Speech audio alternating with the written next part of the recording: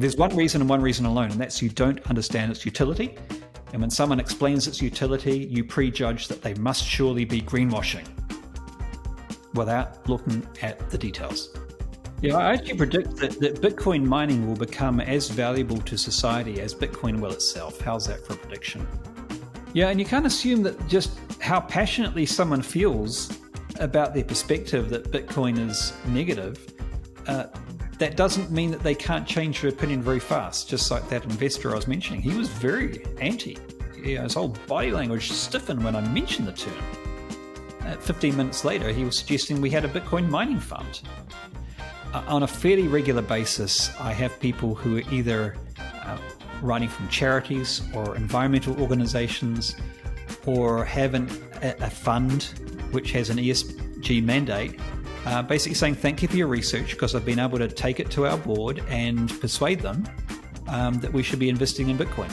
So I just encourage curiosity and greater compassion, and who knows, we may just be able to help a lot more of the facts around this incredible technology, Bitcoin and Bitcoin mining, to be received by more open-minded people.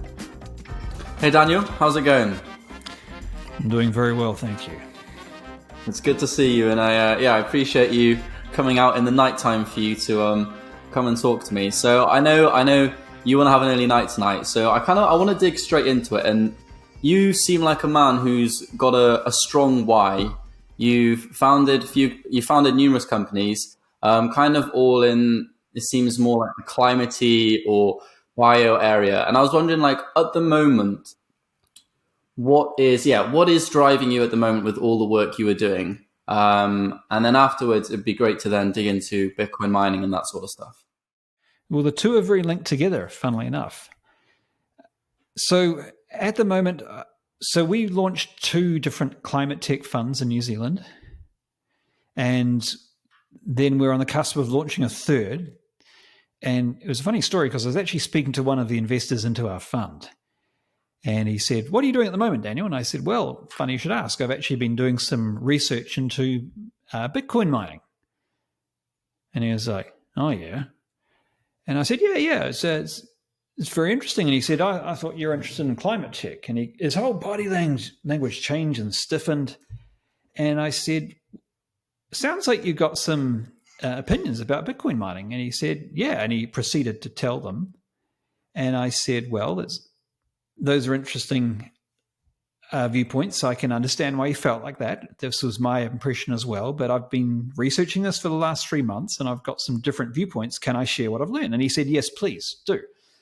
And so I shared a little bit about what I'd learned and how it was stabilizing grids and how it was incentivizing the renewable development and how it was helping to mitigate methane, just very quickly, without going into too many details. Anyway, 15 minutes later, he was like, "Oh, that sounds pretty good. So why don't you make your third fund a Bitcoin mining fund?" So the two worlds have actually come together, which I was not intending.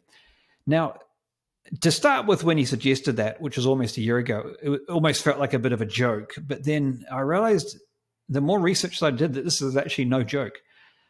So in answer to your question, what's my why right now? It's how can we find ways to mitigate emissions as fast as possible without waiting till novel technologies may or may not be ready sometime in the future, but pre-2030, using technology that we know exists today.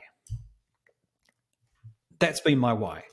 And then within that, it's been focused most heavily on methane because that's a gas which we haven't had our focus on so much recently. And it's a gas where NASA has found out that our landfills are now emitting twice as much methane as we ever thought. So the issue is 2 times more urgent than we ever thought as well. So the two words have kind of collided together, surprisingly. What a turnaround from this investor.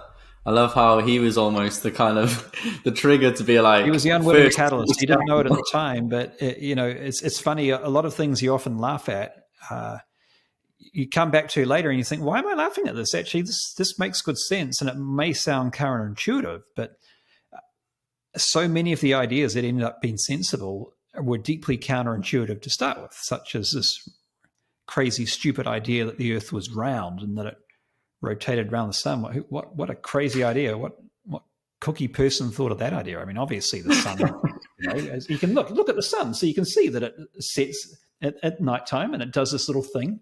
It does a little semicircle and it rises here and it sets there. It's obviously going around the Earth, and Earth's a circle. How ridiculous! We'd fall off it if it was a circle. That's a stupid, crazy idea, right? So it's obviously flat. Come on, can't you see? Just use your common sense.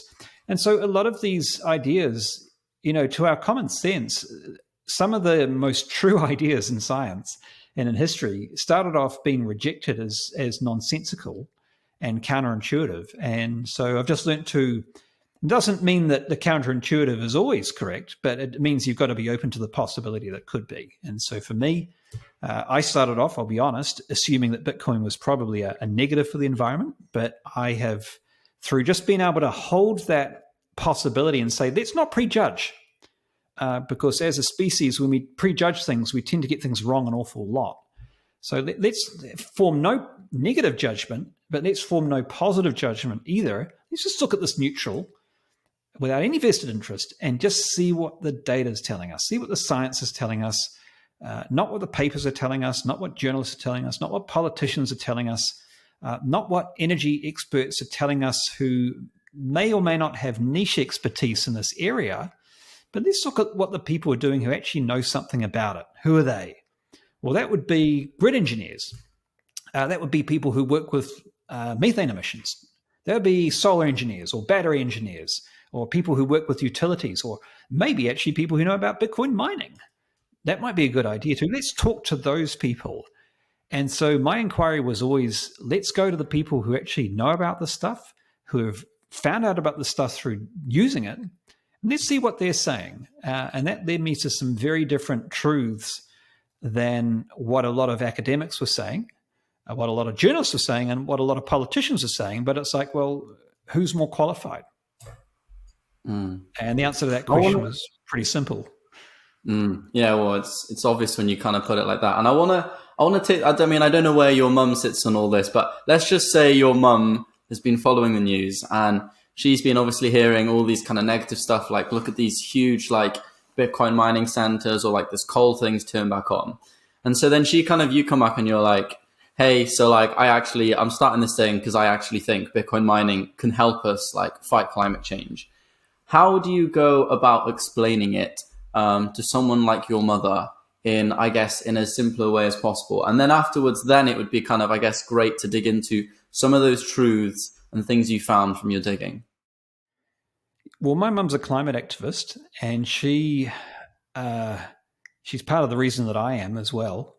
She got me involved in my first climate action at age 4.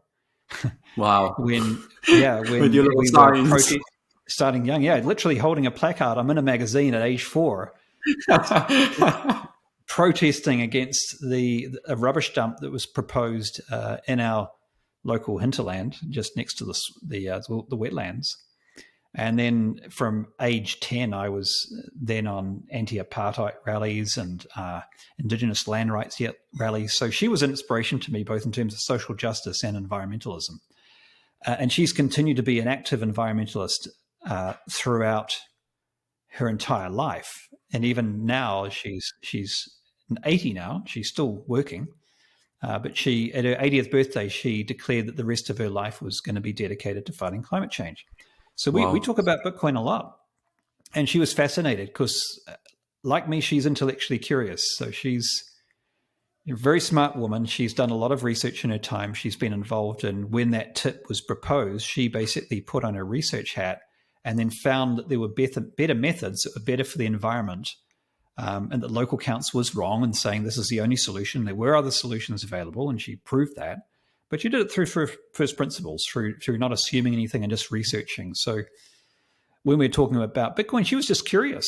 And like me, she doesn't believe something simply because some authority figure is saying it. She wants to go into the details, and I've inherited that from her, I'm glad to say. So we've had some great conversations, and she's early on, I shared the research, and she said, this sounds fantastic. And she made the comment to me, she said, look, this is very similar to what happened in the solar industry. She shared that In the early days of solar, you had environmentalists who were pro-solar, and you had environmentalists who were anti-solar. And the anti-solar ones, they were anti-solar because guess how you create these silicon panels? Guess how you melt silicon? It's 1414 degrees from memory. You need to get it up to Celsius. Well, you're not going to do that through electrics, not at the moment. So you do it through coal furnaces. So there's actually very high emissions in creating it. And back in the day, back in the 90s, there wasn't a wide deployment of solar. It was expensive. It had a very niche use. So for a long time, it had a much higher emission profiles than the emissions that it offsets. And a lot of environmentalists were against it, saying it should be banned and all the rest of it. She remembered that time, and she said she was on the side of the people who are saying, no, you can't prejudge. You've got to look at the trajectory. You've got to look not at just at a point in time and say, ban it, because if we'd done that we would have made a mistake with a lot of technologies. We would have banned the internet. We would have banned radio. We would have banned books. We would have banned bicycles, because these were all seen as terrible technologies for the environment and for human health when they first came out.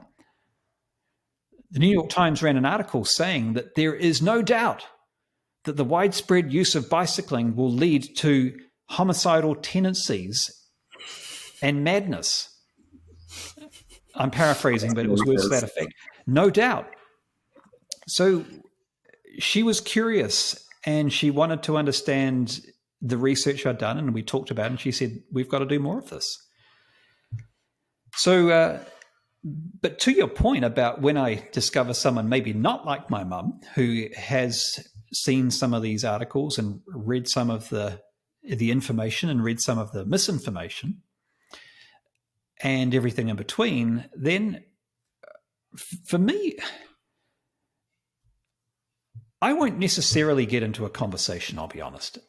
I kind of do a gauge on whether I think it's going to be a good use of my energy. Because one thing we've only got so much of is we've only got so much energy, and talking takes a lot of energy, right?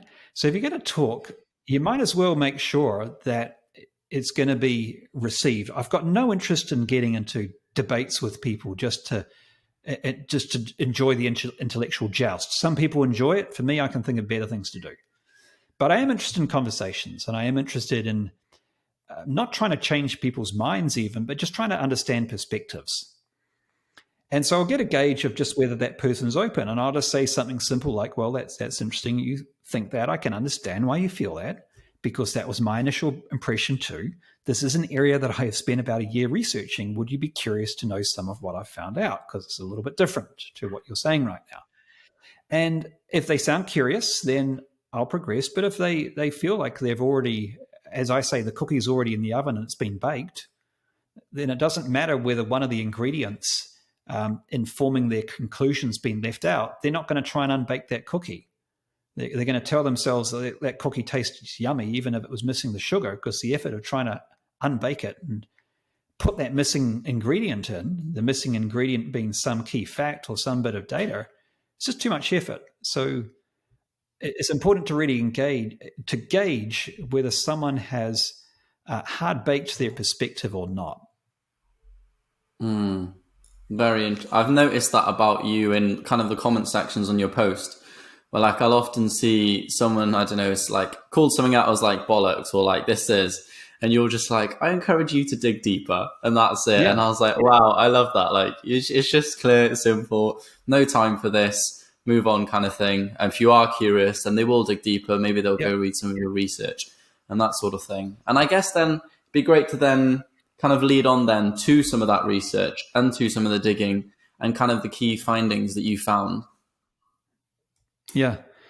You know, it was fascinating because I'll be honest, when I first started doing the research, I didn't expect to find what I found. I expected to find that the truth was somewhere in the middle, and Bitcoin was kind of half bad, half good, but it was mixture. It was kind of totally gray. I wasn't expecting to find out that it was as good as it was, and that it could actually be a proactive weapon to fight climate change. So the key things that I found out, there are really two areas. Number one, I wanted to find out whether it could be used as a force for good for climate change, yes or no, and if so, how and to what degree. how much was it being used today? How much could it be used in the future? And was this a realistic use in the future, or was it something just like the IPCC says we're going to create all these amazing machines that do carbon sequestration, even though we're trying to build the biggest industry that's ever existed in the world ever, and this is going to somehow magically solve all our climate problems, which I don't buy. So is it it might help us in the future scenario like that, which is really wishful thinking and a bit of greenwash, or is it actually there is a path where it's a stretch, but it's achievable? So that was the first thing. And then the second thing is I just wanted to get a good baseline, because one thing I found really hard is I'm a maths geek, so I like to look at the data. And I couldn't find good data at all. I just couldn't. There was no data that told me reliably what the current position was in terms of what's the major fuel source right now.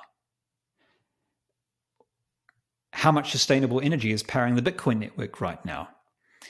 The methodology behind the energy calculation, and a bunch of other stuff too. When I looked into the methodologies, I was like, well, this doesn't stack up. How can you have a methodology for measuring, which is quoted everywhere in every major newspaper, which is excluding every single miner that is mining off-grid and assuming that they're mining on-grid? That's not going to work, because, and then I looked at the study and I went, well, it's saying that Bitcoin mining is 37.6% using sustainable energy. And I went, okay, wonder what the global grid mix is. 36.7%, so 0.9% different, right? So this study here, all it was actually really measuring was saying that on-grid Bitcoin miners have a similar energy profile to the grid itself. Okay, well, that's kind of interesting, but it's not completely surprising, right? It's not completely surprising at all. If you did a study of electric cars and you tried to work out the percentage which was of scope 2 emissions, which was sustainable, you'd probably come to a similar conclusion, because these cars tend to be fairly uniformly distributed around the world. Some anomalies here, some anomalies there. So that was surprising to me, that was excluding what could be potentially quite a large data set. And by that stage, I'd already been in touch with about 40 miners, and a lot of them were mining off grid. And I was like, this is not a trivial amount of people. This is a lot of people. Let's quantify how many it is. And it turned out it was almost 30% of all mining was occurring off grid. That's a lot. And I said, well, okay, that's only significant if they're using a significantly different proportion of energy. Let's look at their energy mix. And that's the bit of work that took more like 6 months. But eventually we got the data back from that. And what that was saying is that more than 3/4 of that energy was coming from renewables. Now that's starting to get pretty significant, right? Because now you've got, it's like you're adding some concentrate into some diluted mix, and now you're getting something that feels like a more sustainable network. You put everything together, the on-grid plus the off-grid, and there were other things that were excluded from the data set as well. And suddenly it's telling you that more than 50% of Bitcoin right now is coming from sustainable energy sources. So that's a pretty impressive baseline, because there's not a single other global industry in the world right now that can claim that. And the second thing that's interesting is the trajectory it's been on. It's actually been rising at about 6% a year for the last couple of years. That again is something that no other industry in the world can claim. So it came out of curiosity. It came out of just wanting to get a baseline. And it's like, okay, that's actually a little bit different from what we've been told. And then I started to let's look at the energy mix. Let's look at the emissions. Let's look at the data that's out on that. And again, I found that, well, the energy mix seems to be over-calibrating by about 25% roughly. By the way, I don't have a problem with Bitcoin using energy as an environmentalist. I have no problem with a technology using energy. I have a problem with emissions, but not with energy. Because if that energy is coming from a renewable source, it can be incentivizing the renewable build-out. And if that energy is coming from an emission negative source, such as vented methane, then the more energy it uses, the better, because now it's a tool to actually take emissions that would have gone into the atmosphere and make sure that they don't. So the other thing is that where people get very confused, even newspapers, is they tend to use energy and emissions interchangeably. And it's like more energy, bad, less energy, good. And this is not only is that untrue, that's out of step with what most climate scientists are saying, most environmentalists are saying, and people like Saul Griffiths, who has the thesis Electrify Everything, is saying, where he says that in order to create a renewable transition, it's supply and demand, right? So two things have got to happen. Number one, you've got to electrify everything. So those coal furnaces, you've got to find out how to get an electric furnace that can melt silicon instead of a coal furnace. You've got to electrify industrial processes. You've got to go to people's homes where people are using gas heaters and swap them out for electric heaters. Electrify everything. That's the first stage. And then number two, that only works if the source of generation for that electricity is renewable. So you've got to do two things. Firstly, you've got to electrify everything. And secondly, you've got to convert that generation over to sustainable energy sources. And where Bitcoin is amazing is that, number one, it's already fully electrified. Okay, so it's already using 100% electricity. And the second thing is that the more sustainable energy it uses, the more it incentivizes the use of those sustainable energy sources. And then you can go into the weeds into exactly how that is. But I just like to come back to what Brad Jones, who was the CEO of ERCOT for 2 years, said. And he said it's real simple. And he's not a Bitcoiner. He doesn't own any Bitcoin. He says, I'm risk averse. I don't own any Bitcoin, but Bitcoin mining is great for the grid. And what he said is very simple. He said, Bitcoin mining is great for finding a home for new renewable energy and then balancing their intermittency once they're on the grid. Now, this is the CEO of ERCOT, the grid where more Bitcoin mining occurs than any other grid in the world. More than 1/4 of all Bitcoin mining in the world is on the ERCOT grid. It's more than half of the Bitcoin mining in the United States. It's using over 3 gigawatts worth of energy, participating in demand response programs to help balance the grid. And he's saying, through his own direct experience, a non-Bitcoiner who has seen the grid, who has ran grids for the last 4 decades of his life, he's been working in grid infrastructure and demand response, who's saying Bitcoin mining is excellent at finding a home for renewable energy and balancing its intermittency once it's on the grid. So I tend to trust those sorts of informed viewpoints before I trust someone who's got no experience with grid or who just knows about grids from reading about them, which is the way I found out about them. So I don't trust myself and my knowledge of grids, but I trust people who have actually been working with it, who have seen it firsthand. Wow. That kind of, the revelation that 30%, I mean, it's kind of like looking at houses under a blanket term and being like, houses use this much energy, given that, and in the scenario that 30% of all those houses are actually not even connected to the grid, but you're still putting them under the same label. And then to take it further, that so many of those off-grid miners were also renewable.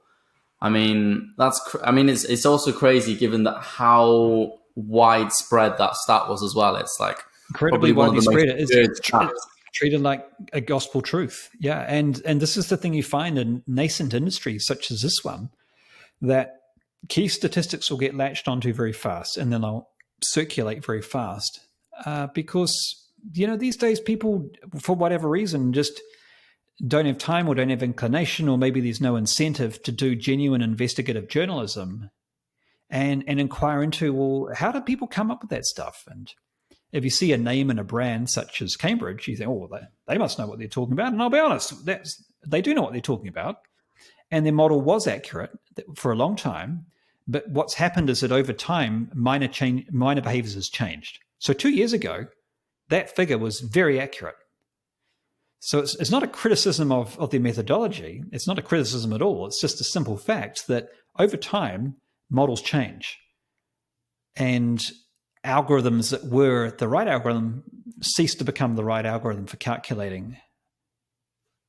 And that's exactly what's occurred. And like any university, they don't have infinite resources. So resources have been going into other areas. And so they haven't had time to update the model. And that's what we're seeing. But in the meantime, we have a narrative which says that, it's Cambridge, so it must be true. And that was the only one with any repute that was put out there for a long time. And so that's the one that people latch onto. And they say, well, look, it looks pretty bad. It looks like the major power source is coal. And it looks like it's not progressing. Well, that's the other thing. It looks like it's struggling to go green. That's the other headline you see a lot. Bitcoin struggles to go green, which again is not true. It's only struggling to go green if you assume that everyone's mining on grid, which we know is not true. But if you look at it and actually analyze bottom up, miner by miner, and you look at the sources they're using, most of the new energy that's coming on is through sustainable sources. Mm. Everyone wants the cookie, but no one wants to bake it, it seems, especially these days. I enjoyed that analogy. I want to kind of come into the first two questions of your research. Well, I guess kind of three, which is kind of the how, and then the what, and then I guess to finish off also kind of like to what degree Bitcoin mining can actually mitigate methane emissions. If you don't mind. So in terms of how specifically Bitcoin can help on the grid or with methane emissions? With the methane emissions. With the methane, yeah, sure. So this is a real fascinating one. So right now, there are three major causes of methane that are coming from human activity. Agriculture, probably no surprises there. Oil and gas industry, probably no surprises there. Fugitive gas emissions. So when people hit oil, they don't just hit oil, they also hit gas, and a lot of that gas gets flared and a lot of it gets vented. When it gets vented, methane goes straight into the atmosphere, and methane is 84 times more warming than carbon dioxide over a 20-year period. 84 times more warming. So it has a devastating effect and an immediate effect on climate. And then the third source is landfills, waste. So when you put organic material into your trash and someone picks it up and it's out of sight, out of mind, that's where the problems start. Because when it gets compressed into a landfill, it decays without the presence of air. And when organic matter decays anaerobically without air, it releases not carbon dioxide, it releases methane. So one of the best ways to create more climate change is to put more organic waste into landfills. Now, there are initiatives, and rightly so, to stop doing that, because it's a mad idea. It's incredibly wasteful. Those nutrients don't go back to the soil, but in fact, you're turning what should be a wonderful thing for the soil into a terrible thing for the atmosphere. So it does two bad things at once. It depletes the soil and poisons the air. So crazy idea. So we should stop doing that. In the meantime, however, even if you stopped all organic waste into landfills tomorrow, you've still got a problem, because for the next 50 years, those landfills, based on our legacy behaviors, are still going to continue to belch methane into the air for 5 more decades. So how do you stop that?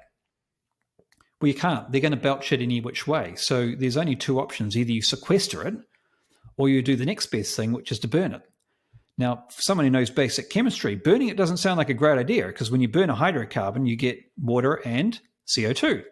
But remember, that CO2 is only 1/84th as warming as the methane, number one. And number two, that methane, when it finally degrades in the atmosphere, breaks down into CO2 anyway.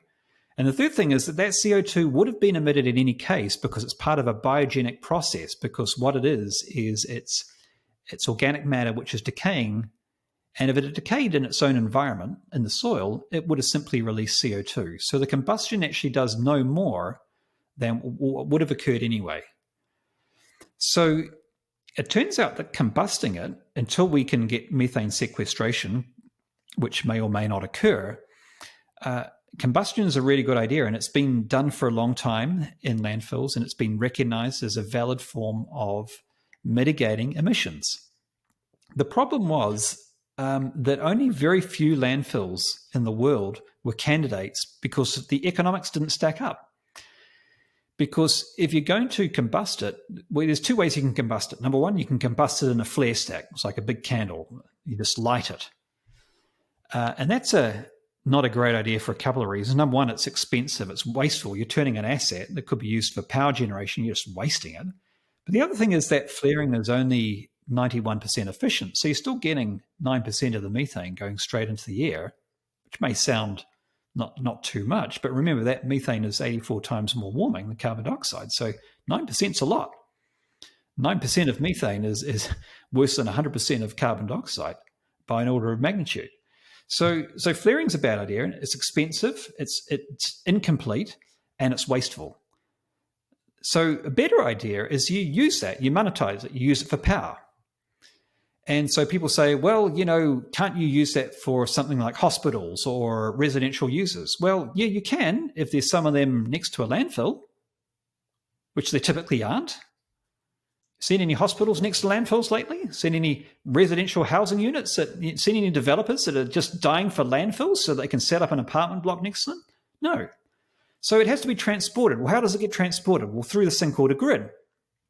It's like, okay, so we've got a grid. Well, the landfills, that's got electricity, so we must be able to put it back to the grid, right? No, because that grid was designed to deliver power, but not to take power, to sell it back to the grid, number one. And number two, the amount of power that's coming from these landfills could be megawatts, and they're only drawing in kilowatts. So there's a big disparity. So that grid would need a tremendous upgrade, and that upgrade cost would cost more than the entire infrastructure development by itself by an order of magnitude. So it just doesn't pencil out. And that's why that nothing's been done about these landfills for a long time. I was talking to one guy who's been working with landfills since 2002, and he basically said, yeah, landfills are always in the wrong place. They're always in the wrong place for being able to sell that power back to the grid. And when I started talking to him about Bitcoin mining, he started to get excited because he said, look, Daniel, for the last couple of decades, we haven't been able to use most of that landfill gas because we haven't had anyone who could use it on site. Because who wants to set up their business on a landfill? Well, Bitcoin miners do because they don't care. They don't care where they're located. They're ideally placed. And so this is why you get in deserted areas where there's solar panels, they can co-locate there. They don't have to be on the grid, which is incredible because it helps to find that first customer before that solar customer gets connected onto the grid. And then the profitability they deliver means that solar venture now will get financing. Because it'll get financing and will get on the grid, because it gets on the grid, you've got more renewable energy than you would have without Bitcoin mining. Well, the same thing's happening with landfills, with landfill methane mitigation. Because it doesn't mind being located in these crazy, stupid places like deserts or landfills, you put them anywhere, and now you've got an on-site user for that power. And now, rather than costing this much for the landfill power utilization, it only costs this much. So it's a fraction. Now it makes economic sense. And now you can actually start to not only mitigate the methane, but monetize it and turn it into a power source and use it to power the Bitcoin network or a portion of the Bitcoin network. So it's possible. It economically stacks up. It's already started. Nodal Power are doing it already. There's a bunch of companies in the pipeline, including Vespine and others as well. And I see this being a tremendous growth area for the Bitcoin network because it does three things at once. It helps to decentralize the Bitcoin network. The power that you get, because it was being wasted, you can get super cheap. And thirdly, it's turning a pollution source into a source of revenue. It's destroying something that was putting methane into the air, and it's using emissions as its fuel source. Well, what does that? What other technologies in the world can use emissions as their fuel source? So it just has so many things that we can get excited about. Now, there are other people who can potentially use it. You could have edge data centers, you could have artificial intelligence servers, there could be these landfills as well. That's also possible. And I don't see that Bitcoin mining is going to be doing it alone. I do see that other people will start to be using that power as well. However, Bitcoin miners are ideally placed because they are more cost effective than other traditional data centers because they don't need redundant generators. They don't have to be available 99.9997% of the time. 98% of the time is good enough. So it's much more cost effective. And there'll be a lot of landfills that just won't be cost effective for these other data centers, but they are cost effective for Bitcoin mining. Well, the missing piece in the puzzle there for me was that all of that kind of had that in my head, but the part that the methane comes from it decomposing without the air, I'd kind of just assumed that decomposed matter gave off methane.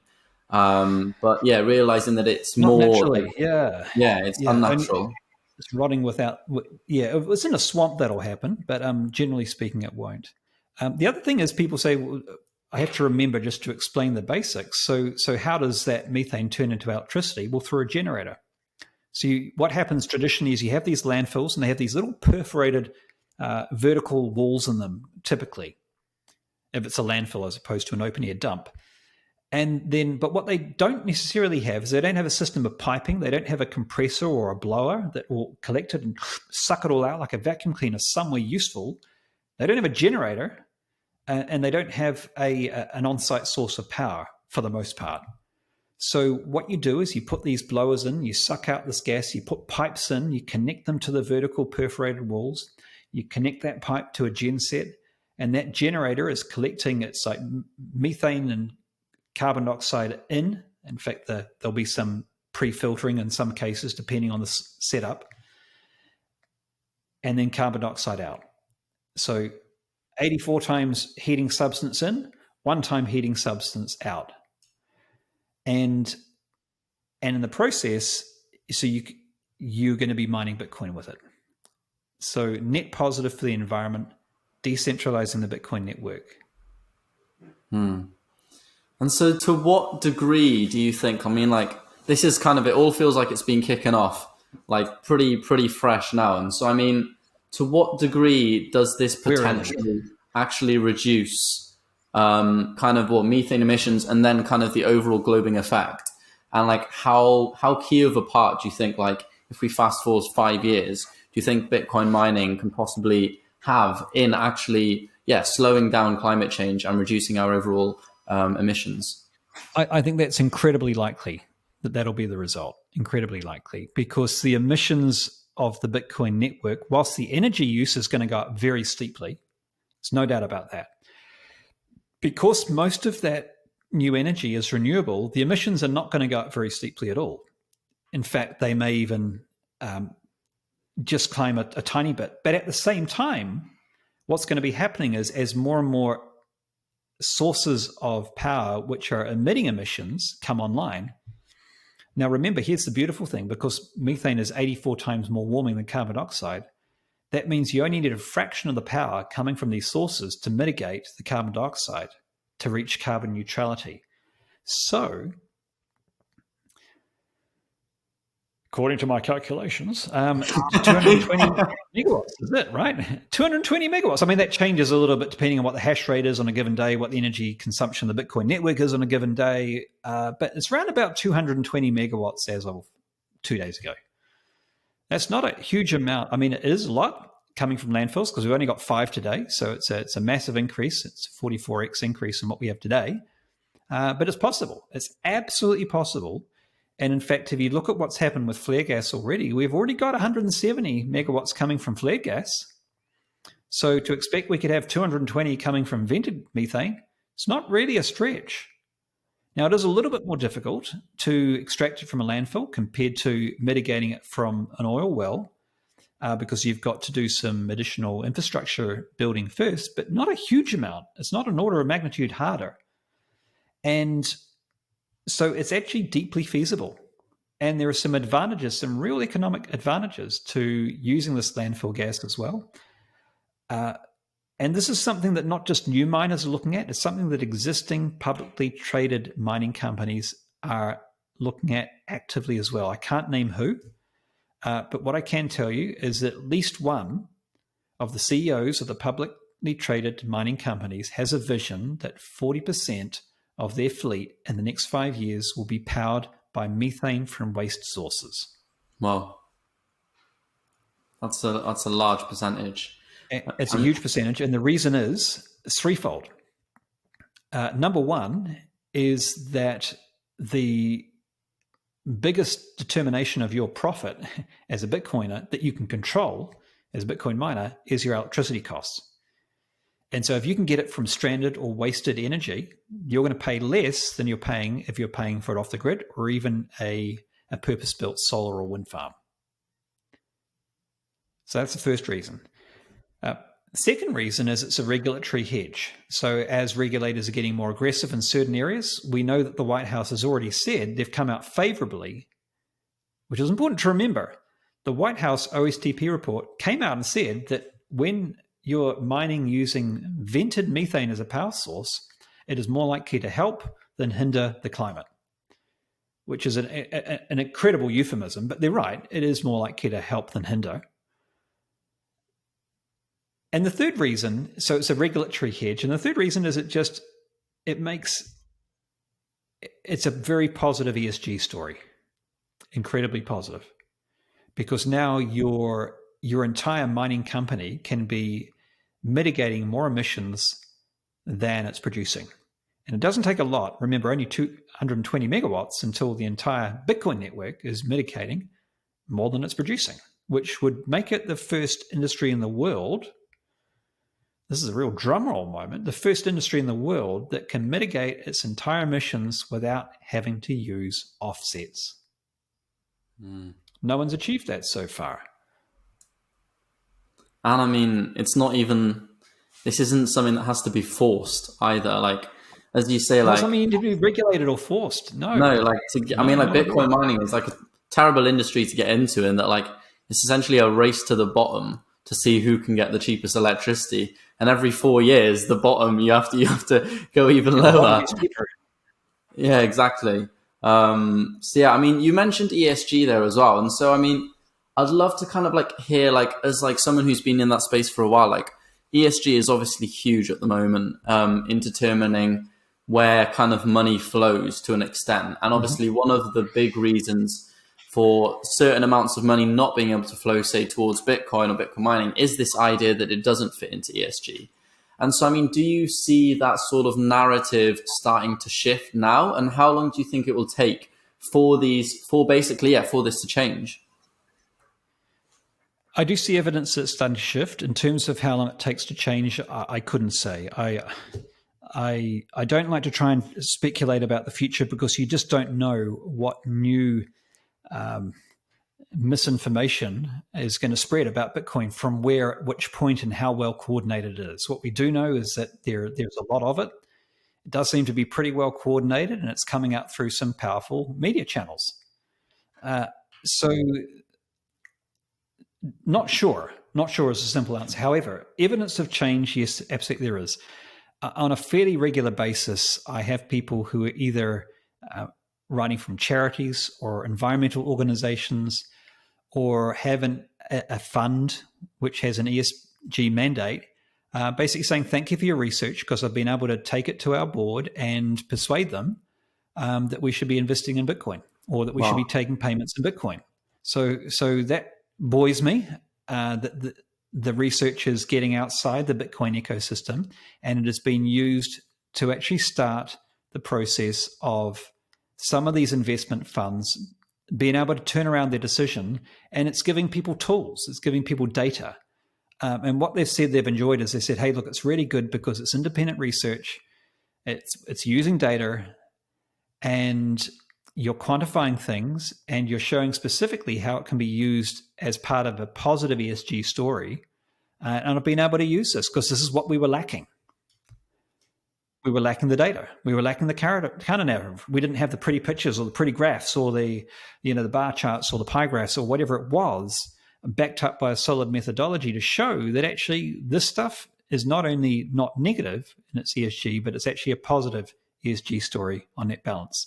So yes, these things are changing. They absolutely are changing, and they can change, and you can change people's minds. Not all the time. Like I say, sometimes you've got to qualify where it's a good use of your energy, but I would say more often than not, people are, even though a lot of people out there have a negative impression about Bitcoin, I don't think that it's been hardened.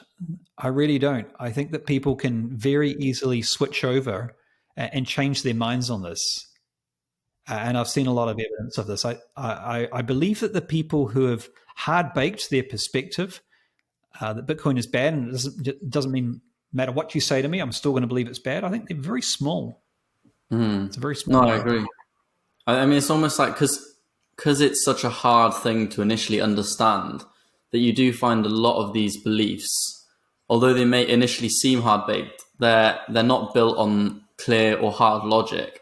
And so oftentimes, yeah, I find like as soon as you start just presenting clear, calm facts, logic, talk them through, as you say, the first principles, then that cookie kind of, seems to turn to dough fairly quickly because they realize, this, I actually didn't know that before. It's not like, I don't believe that because I know this. It's like, I literally didn't know.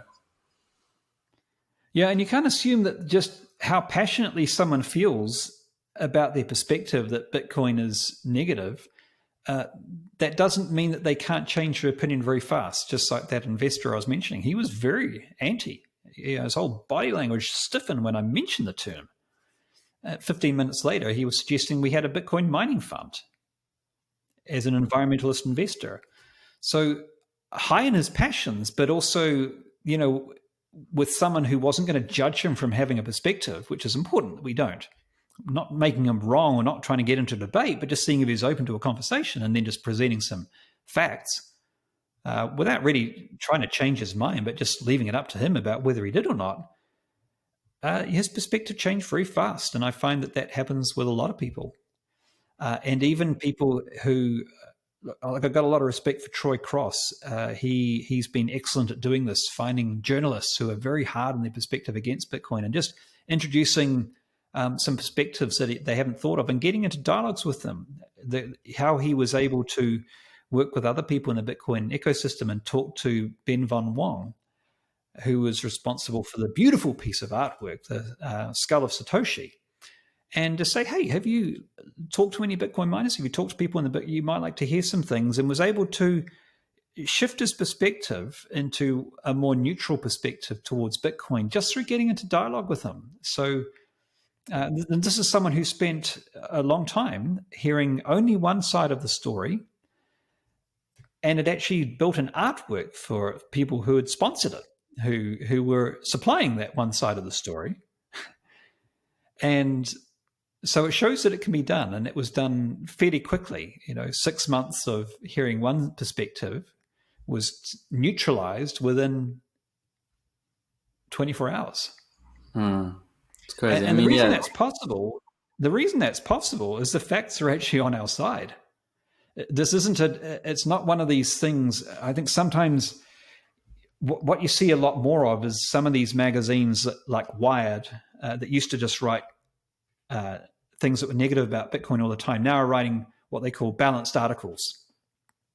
As a data analyst, I call it a balance of information and misinformation. I think that's the only thing that's balanced about them. But it's like we're writing these balanced articles. But I've lost the train of my thought completely now. What was I talking about? What changing the mind, and essentially, I guess, kind of like the truth eventually floats to the top. Like you can keep it down. Oh, yeah, that's right. Yeah. So these, it is actually possible fairly quickly to change people's minds because the data is actually supportive of our approach.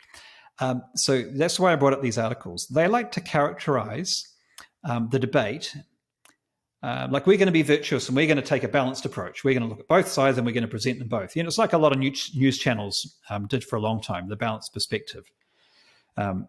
And the problem with that is that it treats it like an ideological debate. This is not an ideological debate. This is a data-based debate. Well, it's not even a debate. It's about data and science will tell us the answers to these things. Imagine if during the Copernican revolution you had some well-minded journalist who said, okay, well, you scientists over here, Galileo, you seem to be having a problem with the church, and why don't you just sit down and we'll come to a compromise. The Earth is actually half flat and half round, and half the year it rotates around the sun, and the other half they swap over, and the sun rotates around the Earth. And is everyone happy now? Well, no, that's stupid. So because it's not an ideological debate, it's a debate around data. And so you have to look at, it's not enough just to look at these two different data sets, for example, and say, well, one comes from Cambridge and one comes from the Bitcoin Mining Council. So clearly the Bitcoin Mining Council must be wrong because they're an industry body, and clearly Cambridge must be right because they're an academic body, so they must have a superior methodology. They do have a superior methodology, of course they do, but it doesn't mean they have a superior accuracy. Two totally different things. So you have to look a bit deeper than that. You can't just make these assumptions about vested interest and write off someone like the Bitcoin Mining Council, even though at face value, you think, well, why should I take advice on cigarettes from a tobacco company, which is a legitimate thing to think, but the reality is you still got to look at the data. So the more we do that, and the less we start looking at this as sometimes proof of work is characterized in some of these magazines as an ideology. Bitcoiners don't want to let go of proof of work because it's part of the core ideology of the religion of Bitcoinism or whatever it's painted to be. It's nothing of the sort. It's an algorithm.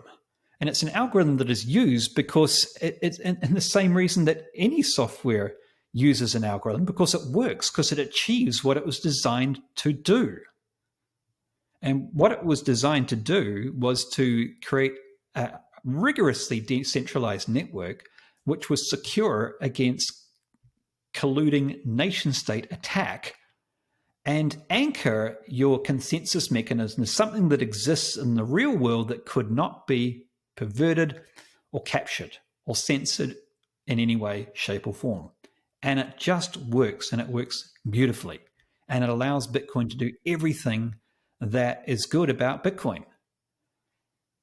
And that's not an ideology. That's an incredibly cleverly calculated design decision. And so sometimes people say, well, Ethereum moved to proof of stake. Why can't Bitcoin do it too? It's a little bit like saying, well, we use iron to make pots out of and cook. Why can't we use gold to make pots out of and cook? Well, you can, but it's a stupid idea.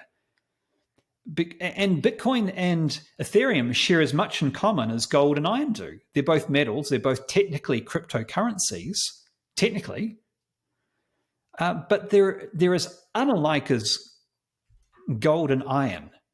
You wouldn't have an iron ring. You wouldn't have a golden pot to cook in. Similarly, you wouldn't try to use Ethereum to be a store of value that was going to replace a fiat currency and to help bring social justice to the developing world. So they're completely different use cases. And to say that a solution for one is a solution for another is to misunderstand the fundamental value proposition of each. And the other thing is that even if it were possible, and even if it were a good idea, you wouldn't want to change it from proof of stake simply because that would lobotomize its ability to be a weapon to fight climate change. Because the only reason that it can mitigate methane is that it needs to consume a lot of energy. And remember, energy use is not the problem. If that energy comes from coal, it's a problem. If it comes from renewables, it's good, because it's decarbonizing the grid. If it comes from vented methane, it's even better because it's using emissions and it's stopping them going into the air in the first place. So in that case, we want it to use more energy. And you turn into proof of stake, you've just lost one of the most powerful tools that we have that exists today, pre-2030, for mitigating one of our most powerful greenfield gases from one of our prolific sources, and that's landfills. Why would you want to do that? Why would you want to disable such a phenomenal tool to fight climate change? There's one reason and one reason alone, and that's you don't understand its utility. And when someone explains its utility, you prejudge that they must surely be greenwashing without looking at the details. You've absolutely smashed the nail on the head there. I mean, I feel like people get so caught up in the technicalities of like, oh, proof of stake this. Like, I know a few of my developer friends who are kind of like, oh, like, but yeah, you got to innovate, blah, blah, blah. And it's like, as you say, like, it doesn't matter whether you're like decentralization, not X, Y, Z, like, even if it was a good decision, you wouldn't want to, because this thing is just being gifted to us that we can use today. It's a gift. And there's no other alternative right now, really. It's the most beautiful accident. It truly is. And I was thinking about this the other day. It's very unique because how often in the world you have Bitcoin and you have Bitcoin mining? No one expected that Bitcoin mining could become valuable in and of itself other than as a means to produce Bitcoin and validate the network and all the rest of it and provide security. But how many other industries do you know where the method of producing the asset is valuable? Think of Nike. Okay, we like to wear Nike shoes. Can you think of any utility of a Nike shoe manufacturing shop beyond making shoes? It has none. Okay, well, pick another industry. What about an automotive industry? Okay, imagine if the place where the automotive assembly line that turned out to have an environmental utility accidentally. I can't think of one. Or what's another industry? Maybe the soft drink industry. Okay, so when soft drink is manufactured, imagine if that had an environmental utility to the grid and could help reduce emissions. Can't think of it. But Bitcoin mining, the process by which you create Bitcoin, that has a utility to society in and of itself. So Bitcoin has this incredible utility to society, but the method of creating Bitcoin also has a utility to society. That's phenomenal. That's very unique in any industry, and it's completely accidental. It just so happens that because it's uniquely location agnostic, doesn't care where it sits and doesn't care when it mines, that flexibility is exactly what we need as we look to decarbonize grids, as we look to counterbalance the intermittency of renewables, and as we look to stop some of our most dangerous sources of emissions from emitting at the same rate and turn them into power instead. Man, I love what you and people like Troy are doing, because I mean, like, you especially, like, you're both strong climate activists, and I feel like everything that you're doing is, I mean, you're doing what Saylor kind of did with public companies, in that, like, you're standing on the bridge of Bitcoin mining, you're jumping up and down, you're shaking your hands and saying, this bridge is fine, it's not going to break, like, it's going to hold you. You don't have to be scared of it. You can come on and basically, you can come on, discover it, learn about it, say hi, and there's nothing to be kind of freaked out of, because I feel like that is kind of the initial reaction by definitely most people who I know who are really, really strong on the climate side. It's like they hear about it, it's like instant, as you say, the body language, the everything. I actually predict that Bitcoin mining will become as valuable to society as Bitcoin will itself. How's that for a prediction? Yeah, you got a prediction out of me. I was being reticent before, but that's my prediction. You can hold it against me in years to come. Bitcoin mining will become as valuable to society as Bitcoin itself. We'll save that and revisit it and laugh at me or say that I'm a genius or somewhere in between in 5 years' time, or anywhere in that continuum. Right. Well, it's coming up on the hour, and I guess like we should close up. But I just wanted to ask kind of one question, which is not necessarily to do with Bitcoin mining, but more around kind of the electrification of everything and sort of renewables. And so, like, one thing you have spoken of is like changing everything to be more electric.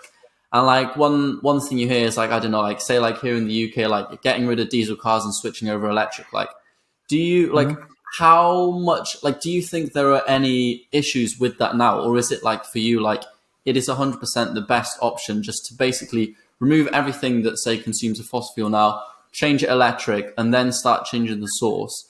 Or are there any downsides to say, like, as you say, like the added energy required to basically make all those new cars? Instead of kind of There's definitely some downsides. definitely some downsides, and that is those resources have got to come from somewhere.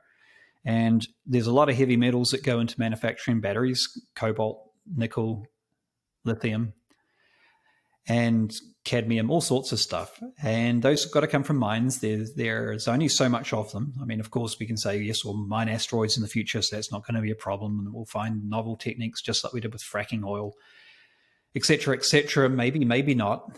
But right now, there are limited resources, and some of the conditions under which those minerals are mined are pretty inhumane. They're done by people who get paid $1 or $2 a day in appalling conditions. And so any industry that's going to support more of that, we have to look at pretty hard and say, well, what's the social cost of being able to drive our electric car? That's got to factor into our mix. And I believe we have to look much more closely at where these things are coming from and making sure they're mined in ways that are not going to create scars on the landscape permanently and are not going to create danger for the people who are mining them, and are going to be done fairly. And I mean, here we're getting into a whole new topic, which Alex Gladstein talks a lot about. He's released a book recently on it, which is just how we've just totally screwed over the entire global south over many, many years for its raw materials. So there are some things that are pretty hard to unwind here. Doesn't mean we shouldn't try. But if we boil it down to that decision about, am I better to use an electric car or a fossil fuel car? Well, clearly it's an electric car. And we sometimes, there's an adage in the environmental movement, which is the perfect is the enemy of the good. So are electric cars perfect? Of course they're not. They still use an obscene amount of resources. They still have to be driven for a long time to offset the carbon emissions. The electricity they use, depending on which part of the world, is still going to have a fossil fuel print from their Scope 2 emissions, just like anything electric does, including Bitcoin mining. So they're no different there. It's higher than Bitcoin mining, in fact, in terms of its fossil fuel emissions globally, in terms of its percentage of Scope 2 emissions coming from fossil fuel sources. So it's not perfect. However, it's supply and demand. If you want to have a renewable grid, if you still want it, you've only got two choices. Either you degrowth, so that's one philosophy. Everyone stops using as much energy. Okay, well, that's one philosophy, one possibility. I can't see that happening anytime soon. I really can't. A nice idea, but realistically, it's a wonderful idea. I believe it'd be wonderful if we could all live within our means, et cetera, et cetera. And maybe eventually we get there, but I don't see that practically. I'm a pragmatist. I don't see how, with the world we have right now, unless everyone just wakes up one day and suddenly realizes they don't need stuff to be happy, which would be wonderful. If they realize that, then maybe we've got a chance. But until we have a big shift in consciousness, people will continue to live under this myth that they need stuff to be happy. They'll continue to consume. And so that'll run for a little while. And so the first move is to make sure that consumption is not having the devastating impact that it currently is. So we're buying ourselves some more runway. Now, to do that, you need to overbuild the renewable grid. And this is not my theory. This is Saul Griffiths, who knows much more about the stuff. He spent 2 decades researching it. Would say, and that is two things in parallel. You electrify everything and you make sure that those electrical power sources are coming from renewable sources at the same time. Now, for that to work, how do you get more renewables onto the grid? There has to be, like any business, there has to be demand for it. So someone needs to be wanting to use that power. So we need more demand for power. If we stop using as much energy, we're never going to build out the renewable grid, because why would you build a business which has no customers? It's never going to happen. It's basic economics. A renewable operation is a business. A business needs customers. If everyone's reducing their demand, you're taking away customers. So you're not going to get a renewable grid, which actually perpetuates the fossil fuel use. Now, you can say the grids are getting less intense, so it'll be a lesser percentage, but it'll still be fossil fuel based. You're not going to get that renewable explosion. So we actually need, again, this is not a Bitcoin mining energy. This is a Bitcoin mining argument. This is a we need to use more energy argument.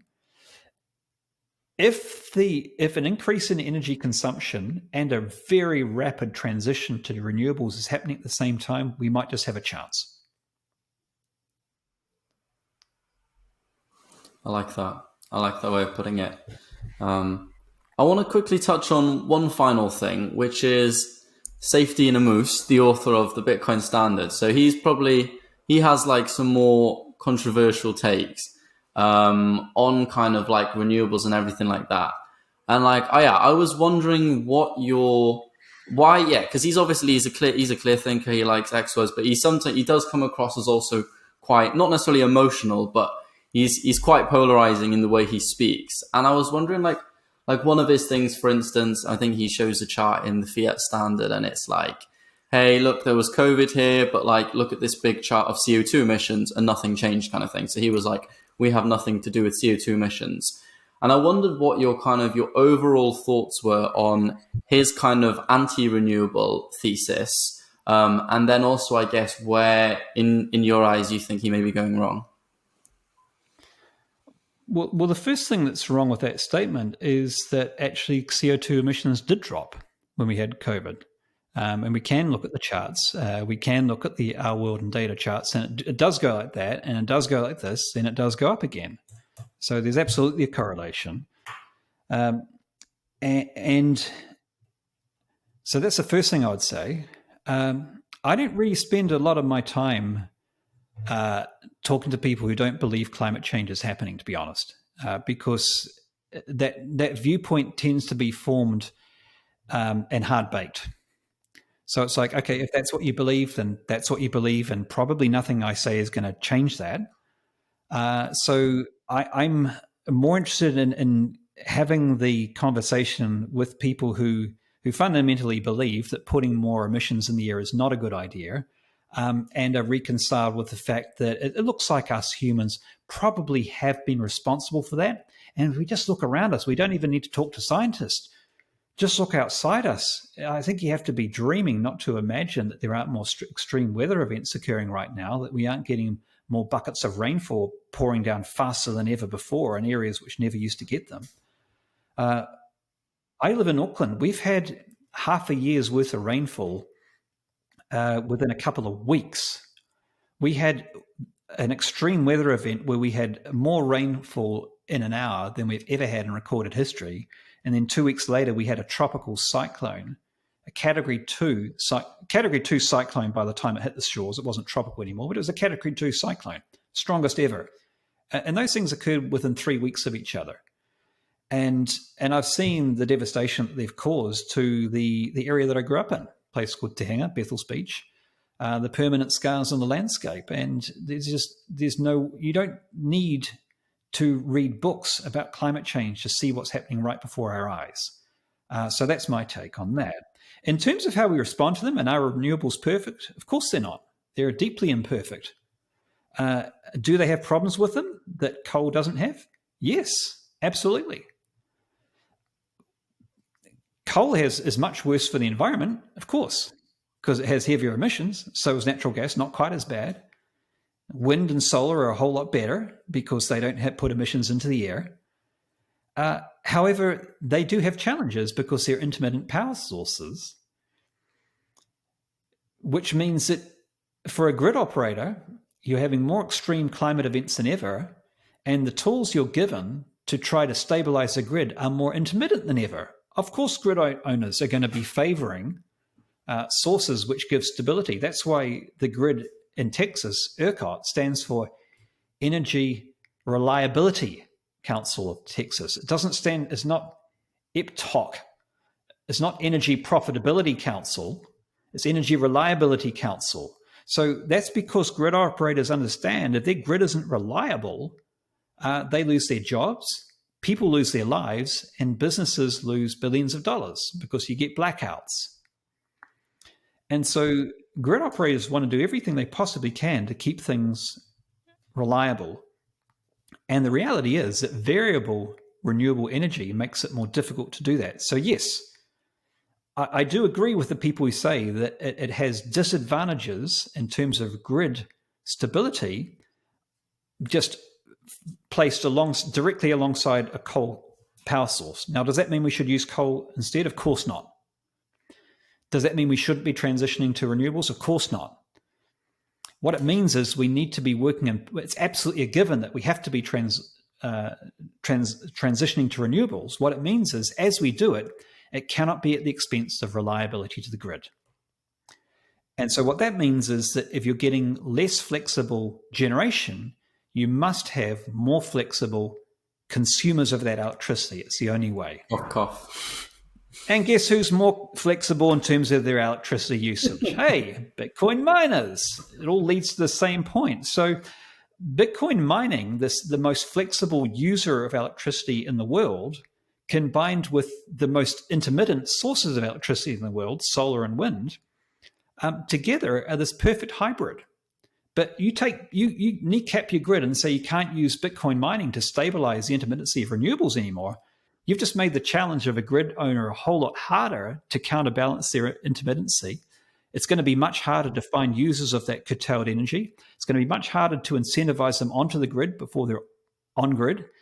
It's going to be much harder to precisely calibrate and take energy users offline and measure exactly what the impact to the frequency, which is like the heartbeat of the grid, is if you're denied your most important power tool, the most flexible, the most immediate, and the most measurable. All three are number one. It's the ultimate counterbalance to intermittency. So the funny thing is that the solution to the intermittency of renewables is not to go back to fossil fuel. The solution is to do it in tandem with highly flexible consumers, i.e. Bitcoin mining. It's often confused me when I've heard people say, like, I don't bother speaking to people who say, like, who deny climate change, that kind of thing. But I mean, after like hearing you talk that, I mean, it makes complete sense. I absolutely talk to them. I've talked to them about all sorts of things. I just won't talk to them about, I won't get into a debate with them about climate change because there's no point. Yeah, It'd be me trying to walk up to someone who was a fundamentalist member of some religion and try to convert them to some other random religion that I felt like on the day. It might be a fun intellectual exercise for some people, but it's probably unlikely to be fruitful or useful for either of us. And there's so many people. Effective ways to use time. Yeah, and as you say, there's already at where we are now. It's so widespread and understood that it is a problem. You've just got to work with the people who kind of see what's happening and work with them, because we've only got so many hours in the day. We've only got so much energy. Let's deploy that in an area which is going to be useful rather than just create heat.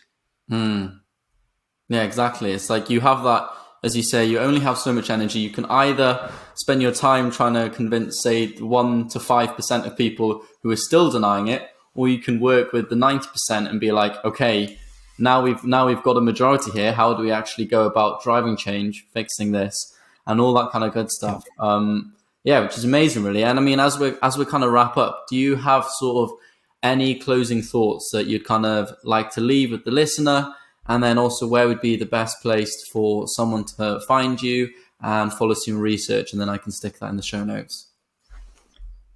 Stay curious and stay compassionate, I would say.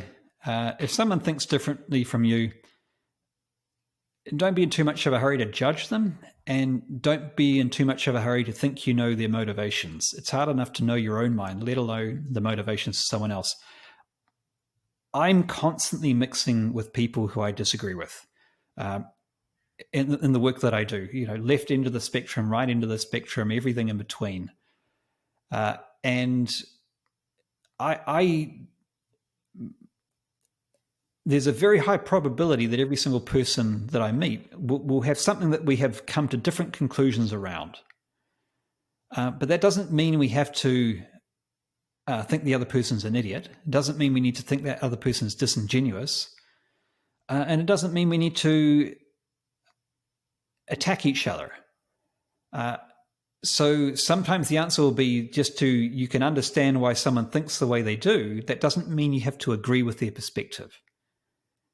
And the funny thing is that when you don't criticize someone for believing what they believe, but you're just curious to find out more of them, and you're not attached to trying to change their mind, because it never tends to work out so well, they're probably going to be more receptive to what you have to say anyway. So I just encourage curiosity and greater compassion, and who knows, we may just be able to help a lot more of the facts around this incredible technology, Bitcoin and Bitcoin mining, to be received by more open-minded people. It's a good takeaway. I mean, yeah, as you say, what you were saying earlier really resonated in that, yeah, don't go in to change someone's mind, go in to understand their perspective. And it's almost like, I don't know, say if you've got a car which is driving, like if you want to kind of try and shift the direction of that car or something, you can try and go like head on with it and push into it and you kind of just end up at a standstill. Or you can turn around, you can drive the same direction, figure out the way they're going, and then gently, I guess, nudge if you did want to, or did want to open up some new perspective, or say like, hey, look, there's a road that goes over there. Maybe, why don't we just go down there for a little bit? It seems like an interesting sign. And then go and explore different perspectives along that way. It's a good analogy. That's exactly what it's like. And yeah, an electric car. Yeah, it's just like Fast and Furious. It's like yeah, no, it's been an absolute pleasure talking to you. You've also heaped on some amazing analogies and anecdotes that I will definitely be taking away and using as well. So yeah, thank you so much for coming on, and yeah, have a great rest. I didn't answer the second question. So Twitter's the only place that I really hang out these days. I'm Nostra, but I can't remember my public key offhand. But I haven't got it rolling off my lips just yet. But if you go to @dsbatten and you look at my profile, the first thing you'll read is my Nostra public key. You can find me on Nostra there as well. Awesome. Well, it's been a pleasure talking to you, Daniel. And yeah, thank you for all your work, and enjoy. Well, have a good night. Will do. Talk to you later. All right. Thank you, Daniel.